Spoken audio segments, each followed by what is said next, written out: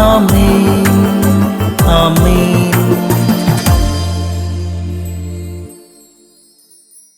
യേശുവിന്റെ ഏറ്റവും പ്രിയപ്പെട്ടത്, നിന്റെ ജീവിതത്തിന്റെ ഗുഹയിലേക്ക്, നിന്റെ ജീവിതത്തിന്റെ നിരാശയിലേക്ക് കർത്താവ് ഒരു സന്ദേശം അയക്കുകയാണ്. 1 പത്രോസ് 2:9. അതിനാൽ അന്ധകാരത്തിൽ നിന്ന്, ഇരുട്ടിൽ നിന്നും തന്റെ അത്ഭുതകരമായ പ്രകാശത്തിലേക്ക് നിങ്ങളെ വിളിച്ചവന്റെ നന്മകൾ ഓർത്തോർത്തിരുന്ന് പ്രകീർത്തിക്കണം.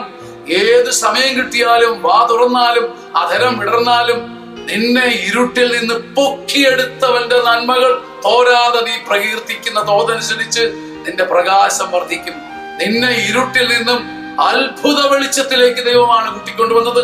നിന്റെ ബാല്യകാല ചരിത്രം, നിരാശ, നിന്റെ ശീലക്കെട്ടുകൾ, നിന്റെ പാപഭാരങ്ങൾ, പാണ്ഡക്കെട്ടുകൾ, ഈ ഗുഹയിൽ നിന്ന് തന്റെ അത്ഭുതകരമായ പ്രകാശം ദൈവമാണ് ചൊല്ലുന്നത്. ദൈവത്തിന്റെ നന്മകൾ തോരാതെ പാടുമ്പോൾ കർത്താവ് നിന്റെ പ്രകാശത്തെ വർദ്ധിപ്പിക്കും. ആമേൻ, ആമേൻ.